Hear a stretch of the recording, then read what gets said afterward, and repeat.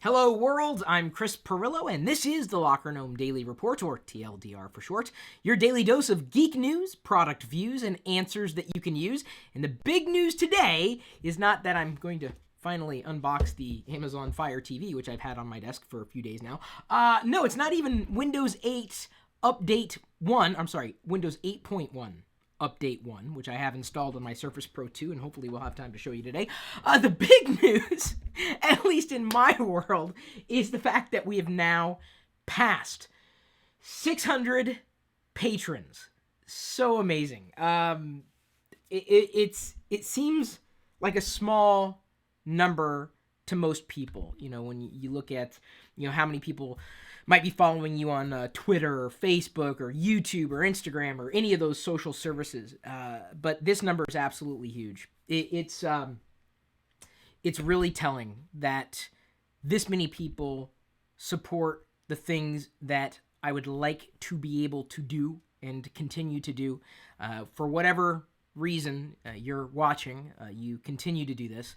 And I'm still getting through my inbox. Just so you know, I'm going to go ahead and turn off the screen right now. We'll flip through to give credit to the patrons at that level in this broadcast at some point. But I'm going to hold on to the box, so I make sure I'm going to do this today. I'm still getting through my inbox, though. Chris@Pirillo.com. Can't believe I'm still sharing that email address, but I'm down to about 60 or so emails. And these emails from the community, you, potentially, have been just... in a word, breathtaking. Because even though everyone has a different story and a different background, what impresses me the most, and I realize I probably should not be, doing this with a sharp object, but I'm holding onto the blade. Do not try this at home, or try it at home. Just don't tell me you did it, and don't tell your mom, and don't run with them. What is amazing is that you're all telling me that I have this position in your life that very few people have, and that's it's telling, right? And it's not just an encouragement for me to keep doing it. It's me telling you that the way I've done things has to change, and I'm trying to figure out how to do it. And I know I've had so many great suggestions come in. I've got some decent ideas. Have to figure out how to get them done. Not being a designer, not being a developer, not having a team. Part of the Patreon campaign is to build a stable base enough for me to be able to grow that team and to put together a more cohesive plan that works for you and that allows me to continue to have that role in your life. It's astounding, really. I've received not a million emails, probably over my life. But okay, on with the unboxing. I will unbox and talk at the same time. How's that for efficient? This is the Amazon Fire TV. Rented a movie last night from Amazon, their service. Actually bought the DVD. So Diana has been wanting to watch A Walk to Remember, and I'm like, oh God, really? Spoiler alert, it could have been a made-for-TV movie. I ended up wanting to rent it, the HD version, for $3, but Amazon upsold me, say, hey, you just get the DVD now, we'll give you the online version for free immediately for 24 hours to rent. I'm like, okay, so $6 for the DVD, but we're going to pay $3 anyway, so okay, we just might as well own the disc. And now so Diana can watch it over and over and over again if she wants. This is probably something that says do not open if you do not agree to... No, doesn't ask me to agree to anything. It's just a little sticker. So there were some stories that okay, so rented the movie, Amazon Fire TV. It was really easy. Amazon did make it simple, and I watched it using AirPlay on an iOS device. Did not, obviously, use this. It was still in its box. There's Amazon Fire TV. Nice letter. Am I streaming? Is everything okay? Sorry, sometimes I gotta remember to check. Okay. So, some of these stories that came in from people were amazing. Like I did something that changed the course of their life, like dramatically, and it's just, to me, it's almost, I keep saying it's overwhelming in a good way, but it really has been overwhelming to know that I've impacted that many people's lives.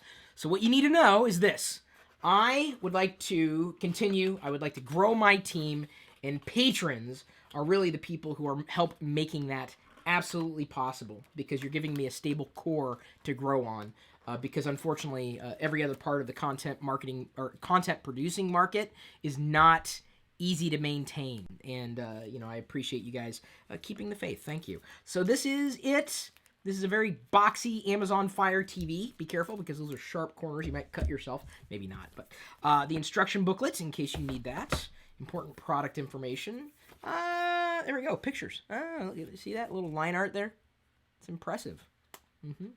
Yeah, power adapter, remote control, which seems to be everything you might need in a remote control. Although the Apple TV remote control never really bothered me. Some people thought the Apple TV remote control was just too simple.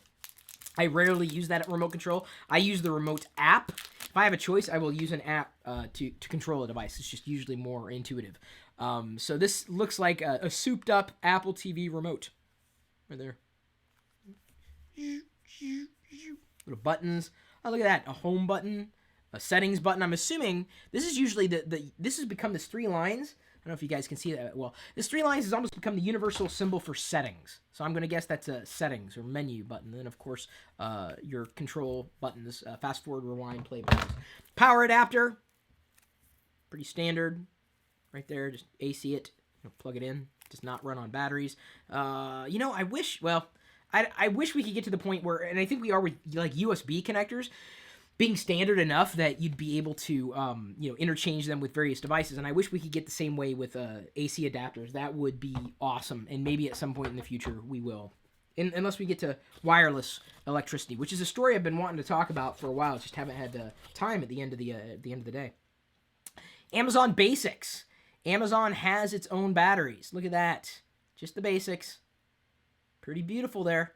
Boy, makes you want to throw your other batteries away, but don't, because you shouldn't throw batteries away. You should get them recycled. Here is the remainder of the box. Now that I have unboxed the Kindle Fire, the Fire TV. Thank God Amazon's not going to fire me. Although if you do want this, something that I have to do a better job at. If you get products through me on Amazon, we get the referral credit. So like, anybody can do this, right? You're going to buy stuff on Amazon anyway. You're going to buy stuff from these vendors anyway. If you go through my link, it doesn't cost you any more. I get a little kickback. You get what you wanted. You support the community in a way that you could have supported them anyway, right? You're going to do it anyway. If you go through my link, we do get the credit, and I do appreciate that. It's great. It's a great level of support. The challenge is it's not a stable source to be able to grow a business on. And that's where I have to make that clarification. So, there it is. Taking the cellophane off. On the bottom it says FCC-ID. Oh, boring stuff on the bottom. There we go. On the, which is the side? Okay, Amazon's like that on the front. So that must be the front of it. Or this is the top. This is the front. On the back, we have, as I find a way to peel away the cellophane here. Oh, I guess the whole thing's wrapped in it. Oh, there we go. Of course, there's a little blue tab. Hello. If it was a snake, it would have bit me. By the way, spider season is back. It was warm yesterday, and I've already seen 2 spiders, and I don't like that, being an arachnophobe. There's the back of it. HDMI, optical audio, cable, Ethernet port, USB. I don't know if that's a 2 or 3, or if it really matters ultimately. Some other company made the batteries. Oh, yeah, Ron, good point. Some other company did likely make the batteries, just like Apple. Apple has the Apple batteries, which work well. I mean, I like them because rechargeable. That's the Apple battery. That's how you know it's Apple. It says it's French. Rechargeable. And then, obviously, I know it's not how you say it. But those are actually on-a-loop batteries from Panasonic. They're just rebranded, so I swap them back and forth. These are currently the batteries that I'm using, rechargeable batteries for my various devices. I have not done much research on the Amazon batteries, so I couldn't tell you one way or another who makes them. But yes, they're likely branded from another manufacturer. Seems a lot like an Apple TV. Now, having not used it, I can't give you a first impressions. I mean, this is just, it's simple, it's elegant. I like the way it looks, across the room, just like an Apple TV. Apple TVs can be out of sight, out of mind, and they are. I like the Apple TV, not because of, just being able to get to the content, but specifically for what I did last night. AirPlay is awesome. AirPlay is the only reason, and I will continue as I'm talking through this. AirPlay is the real reason why I love the Apple TV, because I can mirror any iOS device or potentially a Mac up onto an Apple TV screen. And that's what sets it apart for me. Everybody's different. Some people just want to live in the world of Amazon, in which case, the Fire TV will suit you. But I'm fine with the Apple TV. I see no reason that I would switch outright. Certainly, if only because the Fire TV does not currently have that type of functionality, and it certainly doesn't have AirPlay mirroring functionality outright. It doesn't. Chromecast doesn't. Roku doesn't. That is to me the thing that keeps me in that universe of using an Apple TV with iOS. So it largely depends on what else you have in your house. If you don't have any other of these types of systems, the big value I think for the Amazon Fire TV, and let's say you don't have an iOS device, the big value for the Amazon TV is that you have Amazon Prime, which you may very well have, which I do have. So you can watch a lot of Prime content. Amazon's got a growing media library as well. I mean, yeah, it's spec to the gills, but I mean, that's nice. I mean, I don't think anybody's ever complained about having fast hardware or faster hardware, but is that practical? Does that really translate to better usability overall? It's running a version of Mojito, which is Amazon's version of Kindle, Amazon's version of Android. How they forked it, not quite Android. This is the game controller I decided to get with more Amazon batteries, bigger Amazon Basics. So these would be the AA batteries. Yes, I almost said AAA. AAA, AA. Game controller. Very Xboxy, but not heavier, but I mean, intuitive-ish? I don't know. I haven't obviously played it. I have, just touching it really for the first time, but I find it not to be as ergonomic as I have the Xbox One or Xbox 360 controller, though it looks like it was inspired more by the Xbox controller than it was the PlayStation controller. Intuitive enough, classic A, B, X, Y buttons. You've got a couple of flippers. No, what are they? Triggers, flippers. Your D-pad, your joysticks or thumbsticks, and then buttons that mirror really what the controller is, and then play, fast forward. So this is basically your media controller, joystick, game controller all in one. They did send me a redeem code for the free game, so I do want to give that a shot once I'm able to get the Fire TV connected somewhere. I need more TVs, I think. I need more open ports just to give it a shot. So that's another reason why currently the Kindle, the Fire TV, this device is set apart from Roku and Chromecast and Apple TV specifically because of enabling gaming. Now, the question is it really worth it? Again, I don't know. Will Apple go that direction? It theoretically, yes. There's a suggestion that Google will even go that direction as well with their Android experience on a TV, kind of taking Chromecast and kicking it up a notch, which I think they should do. Chromecast is a great idea. I think the execution has worked well enough. I have a few of them, though I don't use them as much as I do Apple TVs. Windows products don't use AirPlay, notes Christopher McAuliffe. Did I get your name right again, or did I slaughter it? I apologize. McAuliffe?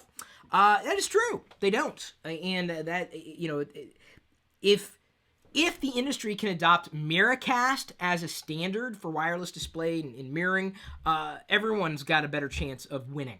And it wouldn't just be something that you would really use inside of Apple's ecosystem. Matt Bodell says, Chris, compared to the Ouya. Well, here's the thing. I mean, as far as a game controller goes, I don't have the Ouya anymore. I sold it because it just didn't seem to be going anywhere at all. In terms of comparing the ecosystem to Ouya, like Amazon Games, is the fact that Amazon has a library of games, is not going to go away anytime soon. They have the resources to pour into it. So to me, it's kind of like at this point, kind of a nice thing to have, but not the thing that would necessarily drive the adoption of a Fire TV compared to other devices in the range of hang on, I was kind of joking about the sharp corners. This thing has sharp corners. Not that that's going to matter because it's not like you're going to pick it up and play with it, but it is thick and boxy and sharp corners. Yeah. Roop Sarkar notes, better than Ouya. You can't stream media really well on Ouya. Ouya was a great idea. I'm glad they did what they did just to show interest in the industry that potentially catalyzed the possibility of other products and services doing the merger of games and these set-top boxes, if you would call the Fire TV that. I'm Really anxious to see what Google does in terms of gaming with a Chromecast or another type of device you plug into your TV. I have a Google TV. I like the Google TV. One of the better TVs in the TV experiences I've had a chance to use. It's not perfect, though. Nothing. It seems to be that perfect experience. What will really be interesting to see is what happens if and when, potentially, Apple does something with gaming with the Apple TV. You look at, they've got, what is it, MFI, like controllers, where you could use your iOS device inside a controller, like, kind of like this, or they're just joined at one in the hip, because some games, while they can run on one of these computers, work better with a controller. So imagine them taking that experience and bringing it to Apple TV. And I think it's not, to me, it shouldn't just be a matter of if, but when. But no one knows. That's really completely up in the air. Amazon just wants you to be a part of their ecosystem. Of course, the Fire TV is a centerpiece. It is, but I haven't had a chance to really dive into it or really see the value. I try a lot of the products. I try anything. This is Geek Impulse buy territory for me. Wanted to give it a shot. I can't wait to run it through the paces and see how well it works compared to the others. I'm taking a look at some of the comments coming in through the live stream here, and it seems that there are quite a few people who've tuned in today. Thank you so much. Matt Bodell says you can add it in with XMBC. Very, very nice. Allcast beta mirroring from Android to Fire TV. Thank you, Alberto Martinez Rodriguez. He's got a link in the comments below for Allcast beta mirroring from Android to Fire TV. That's fantastic. What I want is universal, though. I want to use an iOS device, an Android device, Windows Phone device, and I just wanted to go click and then it's there. And one day I think we will be there, but right now, competing technologies and software and implementations, we're not there yet, but I think it's well on its way. Silly Hat Video says, I have a tough time being interested in these sorts of devices. As a big gamer, I'd rather have a PS4 or an Xbox for games, as they also are good for media as well. This seems better than Ouya, though. It is. If you were to spend the money, I would probably recommend this for a gaming lightweight console compared to the Ouya, if only because of Amazon's ecosystem, really. And at this point, I think that's one of its key differentiators apart from Amazon Prime membership. But then again, that's the thing. I already have an Amazon app, and it has AirPlay mirroring, so if I was an existing Apple TV user, I probably wouldn't be as interested in the Amazon Fire TV, quite honestly, other than potentially gaming or the bigger value add, and this is going to become a bigger issue for me, free time. Amazon has a subscription service for kids. You buy into it. It's cheaper with a Prime subscription. It still costs you money, but you have a suite of apps and games and videos that kids can watch without being bombarded by ads. Parents can control the experience. It's another value of the Amazon Fire TV over Apple TV, Chromecast, or Roku in this field. Also, I should make a note of this. Sesame Street just launched a streaming product today for $29 a year, or like just a few bucks a month. You get unlimited Sesame Street episode access. So the point where I have a child who is enjoying video digestion, I will absolutely be getting that for $29 a year. That's cheap. I don't want to own the media. I don't care about tracking it. I just want it easy and accessible, not have to think about it. So kids are a great value add for the Amazon Fire TV, and I realize I have spent a fair amount of time on this. That's okay. I don't think anybody minds because I'm talking through a lot of the scenarios that are out there. Let me go ahead. We're a little over halfway through the video and run through the list of credits for the patrons. Ryan Bragg says, was watching this on my iPad as I just installed the update for Windows 8.1. Amer Al-Harbi. I stopped buying games and switched to PS Vita. Interesting. I have not really used or played any other games other than on really iOS or mobile devices. So mobile devices in the sense of tablets or like smartphones. You have to pay for Xbox Live though. Yes, Rupsar Cart, that is a good point. Another thing you should note if you're an Xbox One user, apparently you can watch Game of Thrones right now without having to be an HBO subscriber. And you don't need to have a gold membership to watch it. This is something that came across my radar today. Let me go ahead and show the Windows 8.1 update one, right? Hang on, where did okay. I should be able to get, why is this not working? How's it 10? How does it work? Okay, well, I was going to try to go back that way, but it didn't work. Haha. Here it is. Windows 8.1 Update 1. Is it worth upgrading to? Yes. I mean, it's free. And it's really a minor update in the sense that it just looks like a regular old update from Windows Update. Everyone should be getting it at some point in the future.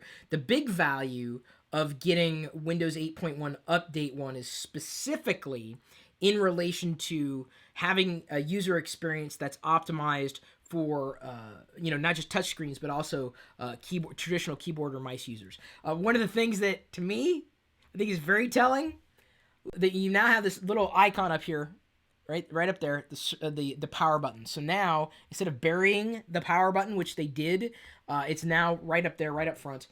So here I am, on the start screen. I can navigate, any app. It'll jump me back and forth between the two experiences, which again, I'm not thrilled about, but let's see here. What's a classic app or program, I guess is what they call. Let's launch Notepad. We jump over to Notepad. Here we are with Notepad on the classic screen. Start button, of course, moves you back and forth. You can still swipe to go between apps. See, you can go up just like in classic Windows to maximize. I want to close, and I got frustrated today because I was trying to close the app on the classic desktop, so of course I swiped down and ended up pushing it down. I'm like, nah, that's not what I wanted to do. So another new addition here, and now that we've run through the list of credits there, let me go ahead and kick in the screensaver. Hope you guys don't mind. Ow, as I peg myself with the stylus. Another thing that's new that you can enable is the ability to access your open apps in terms of the Metro apps. So let's see here, if I open up, let's go weather, open up the weather app, swipe over, and let's open up the LockerGnome. Someone made a LockerGnome app for free. The LockerGnome Reporter. It should still work. Oh yeah, look at that, it still works. That's awesome. I love it when things work. So, pardon me. So now let me go back to the desktop. Go back to the desktop. I could do it that way, or I just tap the desktop icon. Now all the open apps have icons here in the start button, or the taskbar. I apologize. I'm like all over the map with my thinking. So they made a lot of updates that would make it a lot more intuitive for keyboard, mouse users, traditional users. There's other functionality like right-clicking. Any one of these icons can pull up a different set of features, whether you're using a touch as the experience or a right-click, which of course I don't really have, with my finger. Right? I can't right tap effectively in the same way that I might with a mouse as connected to this particular system. They've made a couple of other changes as well, but those are the larger changes. Here's something that I learned the other day. So you know how in Windows 8 to close an app, you simply swipe and then you move it down to the bottom of the screen. If you hold it at the bottom of the screen, did you see it flip around? What that does is restart the app. Well, I thought it did. Okay, I'm going to try it again. Swipe down like you're going to close it and hold it right there. It'll flip around and then... Hang on, I know I'm doing it wrong. I'm trying to demonstrate something and I'm not demonstrating it correctly. Here's what I'm doing. I'm restarting the app. Okay, closing the app, pretending this is what I think I need to do. It flips around and then you bring it back up and then you're restarting the app. Okay, so instead of holding and then swiping the rest of the way, you bring it back up. It's how you restart an app in Windows 8. I didn't know that, and I kind of fell into it one day just messing around. So I think that's really all I wanted to say about Windows 8.1 Update 1 free update. I'm a big believer in getting any kind of OS update that's pushed down the pike. There's really no drawback in having Windows 8.1 from apart from Windows 8 if you already have Windows 8, and certainly also I would say no drawback on the surface, so to speak. On the surface, it seems like a good update.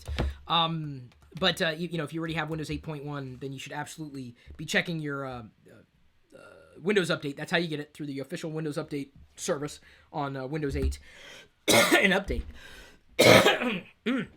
Sorry, guys, my allergies are still Oh, it's still killing me, man. Oh, it's so bad here. Another thing to mention in line with the Windows 8.1 update released today is the end of support for Windows XP. It is pretty much now time for you to move on. And I realize that some people don't want to hear that, but Microsoft's not going to support it, generally speaking, anymore. It still matters. You know, I'm not saying you should absolutely, upgrade to Windows XP. I'm not even saying you should stop using the computer that's working well with Windows XP. I'm saying that you should probably be thinking about what's your next move. If I recommended any upgrade from Windows XP, it'd probably be going to Windows 7. Although now with the new update to Windows 8.1, they've made certain concessions where you can boot directly into the desktop bypassing the start screen, which was optimized for touch. That experience was. I think you've got some choices to make, but when you're working in an OS or on a platform that's really no longer being updated, that is a potential security nightmare waiting to happen. And there are vulnerabilities being posted and shared to the web every day. You just never know, what's going to happen to you. And you think you're playing it safe, but you might be playing it safe, but you accidentally stumble into an exploit, and suddenly then you're no longer safe. So I think XP, and I mentioned this when my dad was here the other week, is going to increasingly become a vector for attacks, if only because Microsoft's pretty much ended its life for support. And I don't think they're going to change their mind at all. Windows 8.1 Update 1 is a better upgrade from Windows XP than Windows 8 was outright. It doesn't mean that you have to like it. I think if you're fine with the way Windows XP worked and you don't want to change anything, you'd be better served with a Windows 7 at this point, if you can still find a Windows 7 to buy and install in a legal capacity. And the only other choice is really, getting a newer computer, newer system, and whichever operating system it happens to come with. Or you can take your old Windows XP machine and put a version of Linux on it if you really want to live on the bleeding edge. And some geeks do. Most consumers do not. I wouldn't necessarily recommend it for everybody. I don't think there's a recommendation that I'd make for anybody and everybody, just a blanket way, because everybody's got a different set of needs. So yeah, the end of support for Windows XP. Sorry, XP users out there. I would have argued otherwise. I thought Microsoft should have done something else, but can't change anything. Twitter is making some changes, some pretty bold changes. Pretty soon, you're going to have a new looking Twitter profile. I keep looking at my profile and, I can't zoom. They disabled Zoom on this webpage. You guys suck, Twitter. Best tweets you can now enable. You can have a pinned tweet. You can have filtered tweets, and it's coming soon for everybody. So check your Twitter profile to see if it gets the new refresh look, and it definitely looks different than the classic Twitter profile. Probably more like a Facebook profile now than a Twitter profile used to be. But, it's just something to watch out for. I don't think it's a bad change at all. We'll see if it increases engagement. If you use Twitter by way of the web, which most people do not. Game of Thrones. Thrones, yeah. Game of Thrones, yeah. Game of Thrones, freaking Game of Thrones, freaking Game of Thrones, freaking Game of Thrones. It got renewed for 2 more seasons. Hashtag shock. If HBO did not renew it, it would be the dumbest mistake in television history. So we will see season 5 and 6. Yay! I'm excited. I'm a Game of Thrones fan. I wouldn't say it like a fanboy, but fan man. No, I'm a fan. I'm there. I'm watching. Right when they release the episode, I'm watching it. We'll rewatch older episodes. I'm not going to read the books. Spoilers. See, everyone thinks the other way, right? I don't want to see the movie. I want to read the book. I'm like, no, I want to see the movie. I want to see the TV show, especially a well-produced TV show like Game of Thrones. So congratulations, Game of Thrones, for being renewed for 2 more seasons by HBO. I'm going to go ahead and start winding it down, but I will be live streaming again in another hour. Patrons will have access to this. It's a new series called What Would Chris Do, or What Would You Do? And basically, every week I'm going to record 5 new videos. 4 of them are going to be just for patrons. Of course, patrons can see all of them, but only just one of the 5 is going to be for the general public. But if you want to see all the other ones that will make over time, you can become a patron at any time and choose to support me in that way if you can. It's great. But it's just another value I'm trying to throw in just for patrons because everyone's been supportive, but really they're making it really possible for me to build a team and an experience that I think you're going to love even more with every passing month. Today I'm going to answer the question, what would you do, and this was asked by Anthrit, the vlogger from Montana, what would you do without power or internet? That's what you have to look forward to if you ever wanted to know that answer. Still going to be doing AMAs live on Friday, taking in questions from the general community, looking for a way to retheme chris.pirillo.com to be more AMA style, because a lot of the questions that I might answer would be short answers, but sometimes I want to go on and on and on and on and on.